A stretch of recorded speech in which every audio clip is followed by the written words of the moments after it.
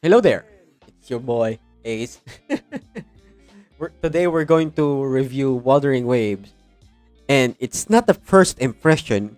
We're doing a full review of it. Unless at least I would review it on the way I can, as much as I can. I mean, okay. So before we start the review, I will show you my account. My account is what do you call this? Union level 34, and I think I would reach union level 35 tomorrow after the reset. And I've been playing this game since launch, 6 minutes after the launch to be more exact, and I'm a Tauchi enjoyer. As you can see on my characters, she's pretty crack. As you can see over there, her stats are pretty good. I also have Jian's weapon for her because I like her, so I play her. And I have every 4 star on this game. So you could say I pulled a lot or I got lucky if you whatever ever you want to say. Um, I also I'm also a free to play, so I don't have this one. The subscription, the bundles, I didn't buy that one. The level bundles was basically free, so it's not counted as one. So you would be asking where did I spend this one? I basically spent that here because the way you could earn this is really hard. So I basically just rolled and got this one. You don't need to get this one. You could just save for constellations or what you call this. I don't know what to call this one. I just say constellations of your character and or upgrade. And as you can see over here, I didn't buy anything. I'm a free to play, so I also did the simulation, training, adversity exchange. And as you can see over here on my map, I did Tower of Adversity. I only cleared half of it because I don't have enough characters built for it.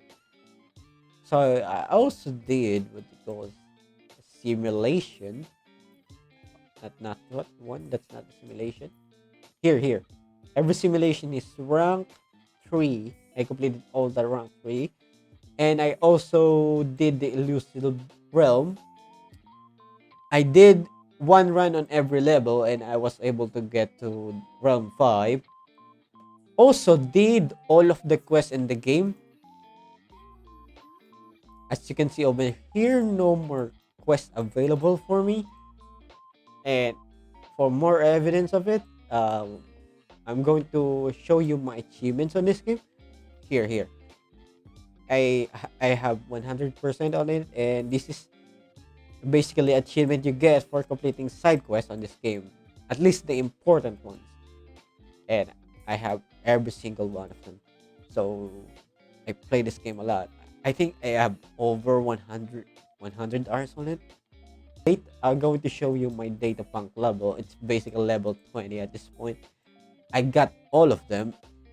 I'm not going to catch all of them because I already have all of them. Like literally of them. I have 208 of them. I got all of them using this one. I just farmed the elite ones and just re-rolled the bad ones, so I got all of them. You could also do that if you want to. And my exploration is around 69. As far as I remember, yeah. It was 69%, and I basically stopped there because I'm going to record this video, and it's going to be more funny if 69 funny number, haha, laugh. I'm very funny, very original. So I think since this is a gacha game, I'm going to sh- show you the gacha mechanics on this one, and it's pretty great. If you first boot up the game, you would get a beginner banner on this one that have 20% discount. Basically, you only need 8 orbs to pull for it. 8 green orbs to pull for it. and at your 50th pull, you would get a guaranteed 5 star. And I got my Calcharo from that one. This one, I got this guy from the beginner banner, and he's pretty cool, but I don't like his gameplay. You could shit on me as much as you like, but I don't like the way he plays. It's good, but I don't like his gameplay. So it's going to be bench indefinitely on that one. So after completing the beginner banner, you would there's a new banner that will appear over here. You would you would need a standard currency for that one, and you get to pick whatever standard 5 star you like. So if you, for example, if you pick Calcharo on that one, you would get Calcharo as a guaranteed drop 5 star on the banner. And if you get a 5 star on low PD, you would get Calcharo. It's basically guaranteed. If you get Calcharo, the banner will disappear after that. After you get your 5 star that you pick. So after that, um, we have the, what do you call this, character limited character polls or banner, which is currently Gion, and her. The mechanics here is basically the same as Genshin. It's 50-50 after you didn't get the limited character, the next one is guaranteed. It's 50-50, the Genshin one. Same thing. And unlike in Genshin, the 5 star on the weapon event banner, it's guaranteed. So if you get a 5 star, it's guaranteed that you will get the rate up one, and not any other weapon. And we have the standard banner. It's the standard, but it's basically the same thing as others. But on this game, unlike Genshin, the character and weapon are separated. And on the weapon banner, in standard weapon banner, you could pick whatever you like, and you would get it guaranteed if you get a 5 star. At least as far as I know. Speaking of character design here is great. As you can see over here, my girl Tauchi, my girlfriend. No, I'm just kidding. She got a very bright future ahead of her, and I think as well, female Rover is the best looking main character in every gacha game that I ever played. This includes back in Fate Grand Order era. Something I played that game. It's basically hell. And the female, it's not as good as Genshin's characters design, at least on the female side. But I think the male characters on this game look good compared to Genshin. The characters on a Genshin are not masculine enough. They're not man enough. I mean, look at Ito.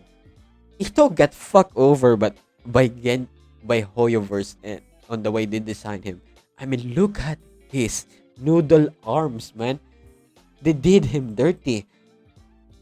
At least on this game, the male characters are pretty good.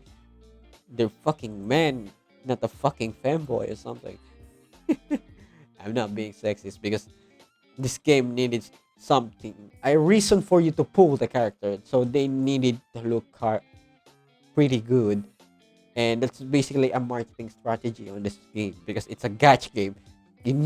You pull what you like. You see a good character, the good looking one. There's a high chance you're going to pull for it. So they need to be good or look good for you to pull them, and that's how they make their money. Their money. So don't get angry at me for that one. And that's basically how it works. And also, I forgot to mention, they also gave a 5 star selector. Genshin could never, and I got Verena over that one. She's pretty good. She is basically on every team if you want to do damage, but beside the point. Play what you like.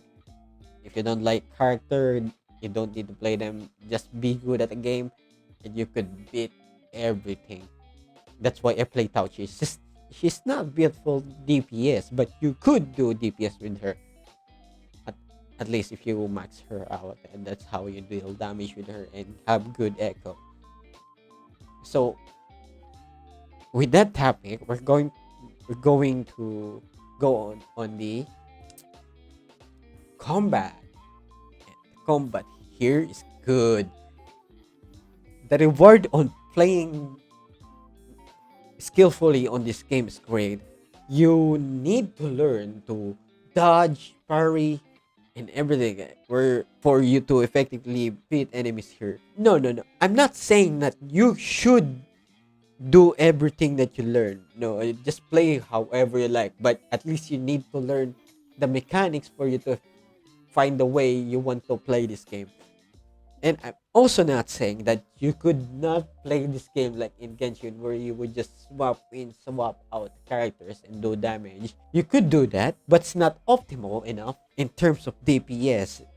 Because I think that, well, not I think, because basically you want to need to play this game skillfully because if you want to do things faster, because dash countering on this game and parrying makes you able to deal more damage on the enemy. So you really want to do those mechanics more. And I was able to defeat a level 70 boss on that one on the end game, at least the trial version of the end game. It's not end game yet because we still have a lot of things to do. And I was not able to beat that boss without playing the mechanics of it. I, I was basically playing it like Genshin. I was just press buttons until the thing is dead, but I was not able to beat it in time. So what I did was I studied the boss, how he attacks and parried and dodge and do it everything, and I was able to kill the boss pretty quickly. And that's what I mean, but by playing skillfully, and the reward is great. Well, I'm not saying that Genshin doesn't need skill to play, but the skill needed to play Genshin is really low compared to this game. If I were to summarize it, Genshin combat can be summarized that how long would it take to kill me this enemy? And on this game, the the combat can be summarized with this boss going to kill me, isn't he? So there's a challenge, this small challenge on this one, and I really liked it because if there's a challenge, the payoff on beating that challenge is pretty good. You would feel good on yourself, and that's how you have fun. But in Genshin, the optimal DPS strategy is to face tank everything and throw everything on the enemy. And basically, just use John Lee.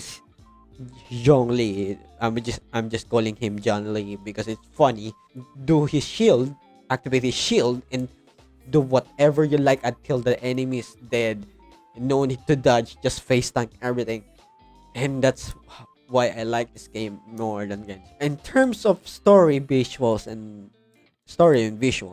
the visual in this game is pretty great, especially in the cutscenes. But the story is good. The only problem is the storytelling and pacing. So what do I mean by this? If I were to give you an example, imagine you were watching Star Wars or any space war movie that basically there's a war in space and the visuals and action sequence are great, but you cannot focus on the story because some idiot in behind your seat is yapping nonstop on what's happening on the screen, and there's basically too much dialogue and exposition to make every gacha character relevant in the story. And because of that, there's not much build up on the story or the characters are not properly, what they call this, established enough. Yeah, if you played Genshin, Genshin, I would say this is equivalent to Genshin Impact Sumeru Archon Quest. Where you would basically experience the same thing. Too much dialogue and fucking Paimon repeating everything, explains everything again. It's really hard to listen to. It's really hard to pay attention in it. I would say it's not a problem if you like complex story, if you want to want that type of storytelling, but it's kind of ruined it for me, at least for most of people. That's why most people on the internet is saying that the story is bad, which I would disagree. The story is good. The storytelling, or the way they tell the story, really bad, and the pacing is all over the place. It's like it's a fucking grab that it just ups and down, and it's really dragged on the first 5 acts or something, as the first few acts, and but on the last act, the last part of the story where they basically go all out, it's great, because I think someone on the Kuro Games team, writing team, what they call, whatever you want to call them, went something like, wouldn't it be cool if we were to do this and that? Which I would say is pretty cool. My only problem is on this one is that there's not enough build up for it, especially on the Avengers moment where everyone is there fighting the bad guys. It bothered me. It bothered me because it's basically between cringe and cool, and this is basically the problem on the first part of the acts, where they want everyone to be relevant on the story, but because of it, there's not much build up for that Avengers moment. And so what I'm going to go back to the way I said, it's bordering between cringe and cool. Some people find it cool that what do you mean, that scene or sequence, what do you call it, cut scene, and some of my friends at least found it kind of cringe, which is understandable since there's not much build up on that moment, and it's kind of lacking, I would say. If you still don't get it, think of Sid Kagino from the Eminence in Shadow. That guy is really cool, but if you really think about it, his actions are pretty cringe. That's why they said that it's bordering between cool and cringe. And the EN voice acting made it made it worse. I'm not saying the English voice actors are bad. The voice direction is bad, not the voice actors.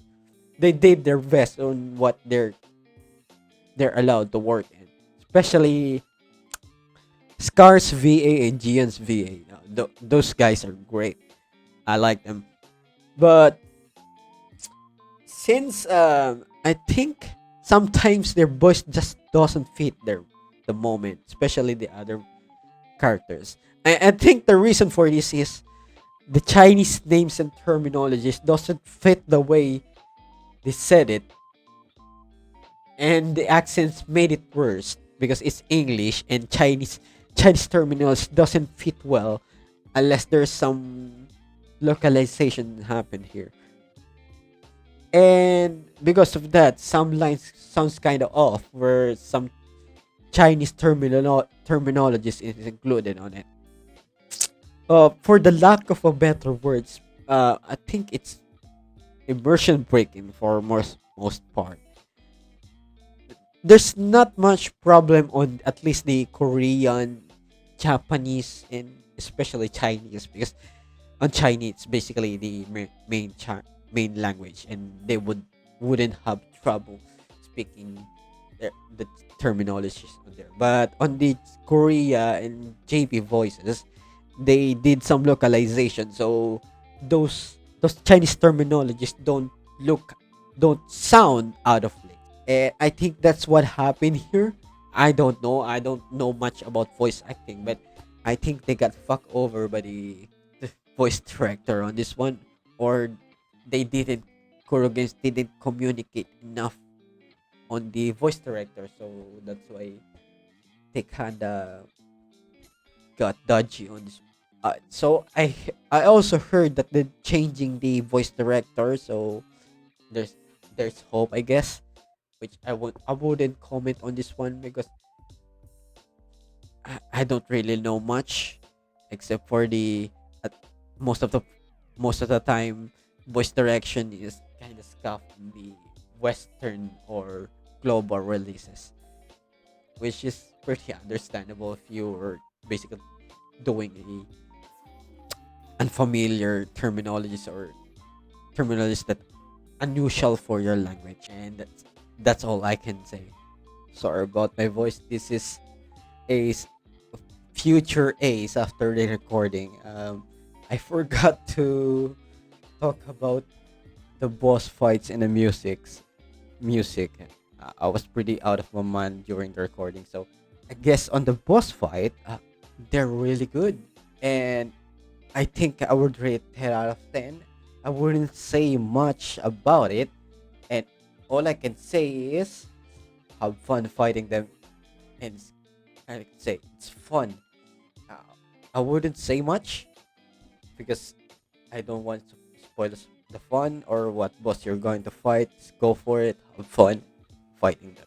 And as for the music, I couldn't say much on it except that it's alright. It's not bad, but it's not memorable enough for me to remember an exact music because I think they're made to be what they call this to set up the mood or vibe during fights or while you're exploring on the overworld. So I don't remember much. All I can remember is say it fits the theme on the boss fights or the overworld. So it's pretty okay. And that's all I can say about it.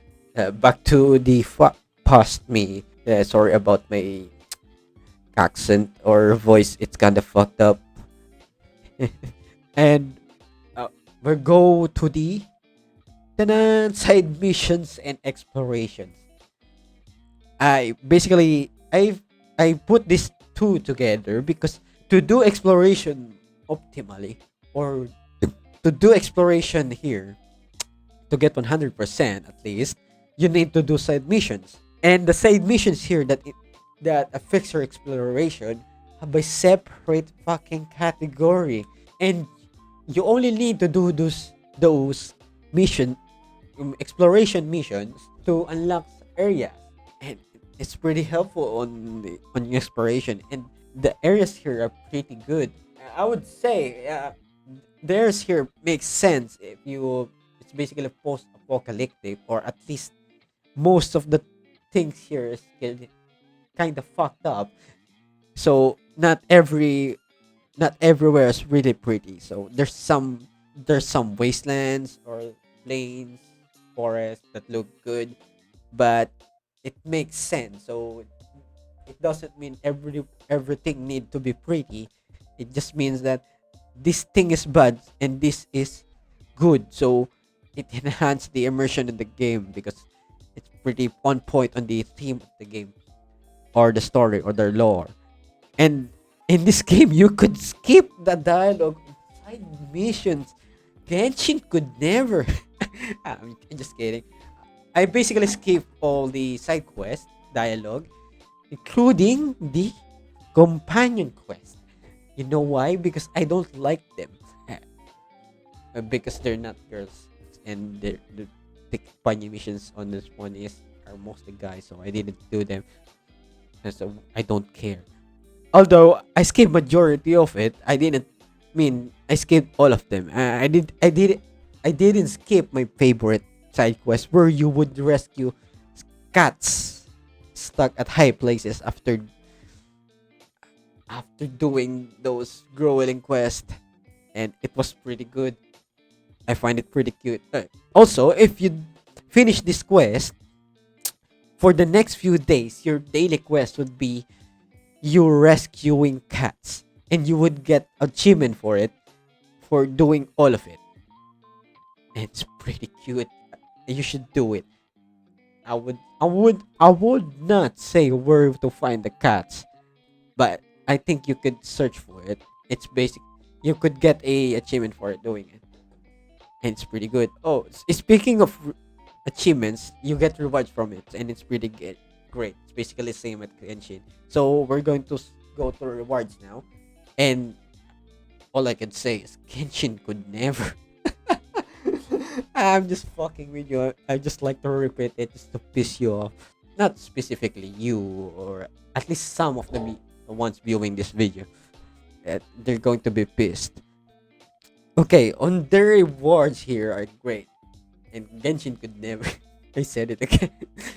But I read something I don't really like.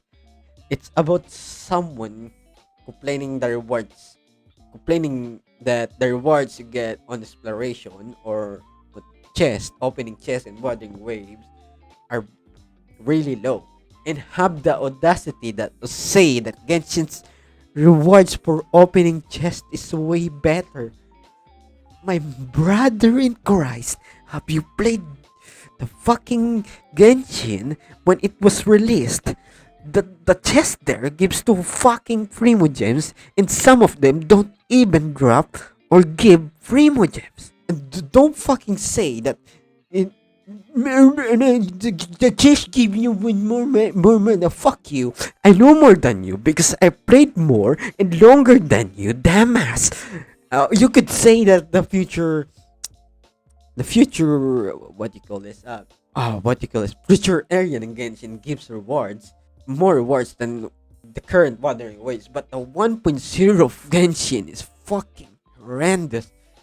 You you remember it pretty being good because it's fucking COVID and you don't do anything there. You just fucking lag on your house. So that's why you probably thought it's 1.0 Genshin is better. No, it's fucking worse. The story is not that good, and the storytelling is kind of ass if you think about it, but it's good enough. So, and also I forgot the rewards on this game is really good. The way they compensated us for the troubles or optimization problems and anything that they fixed it, and they actually listened. Hoyoverse could never. And the segue on this one is for most likely the optimization is as. Before I get to the optimization, I would get into the. I forgot to mention the server disconnects on the first 2 hours of the game, and it's fucking bad. At least on the Asia server, we got disconnected way on the server way more on the first 2 hours after the launch. But after 3 or 4 hours, it was fixed. And there's not much problem there anymore. It was fixed fast. So I would now get into the optimization on this game. I would say the optimization on this game is ass. As you can see over here, it's pretty smooth, right? It does no FPS drop or something. And this is my current um current settings. It's on max. It's basically maxed out, and I've turned off these things because it doesn't. I don't like these ones, and it makes the game better. As you can see over here, I lowered the brightness to make it look better. So, as you can see, it's pretty. There's the FPS drop there because I exited the settings. So there's no FPS drop here. I would go out and show you what I mean. Okay, so I'm out. I'm out now, and as you can see, I'm going to show you my settings, graphical settings. It's still like that. So I would go F FPS is suffering. Yep.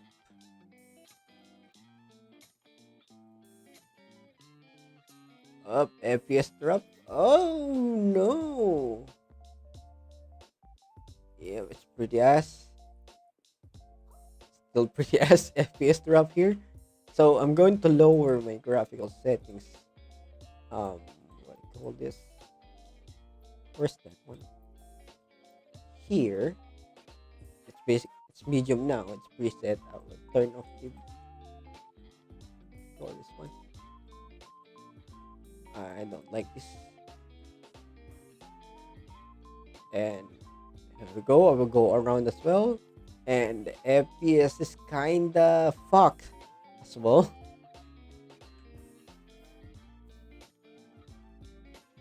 Yep. It's kinda fucked.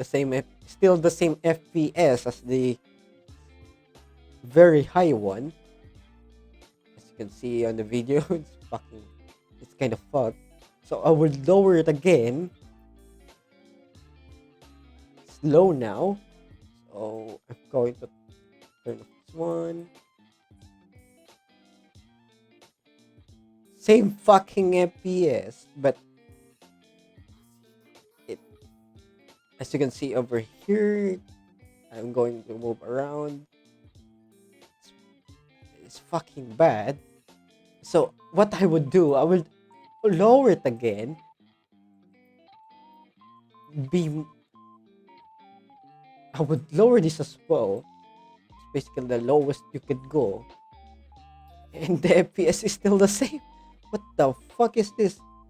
Although there's not much stuttering anymore. It's still the fucking same. And that's what I mean by that optimization is ass.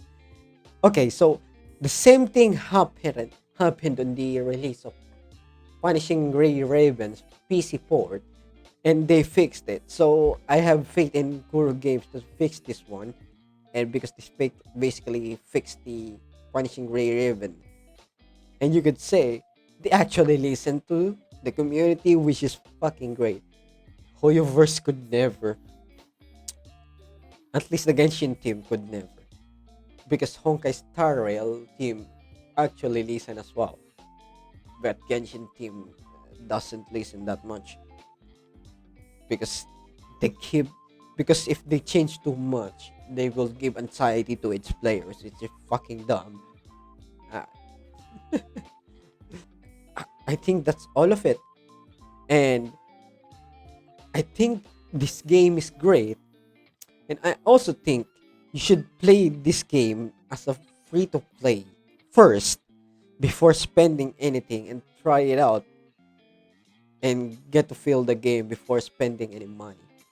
I'm not saying you couldn't spend your money.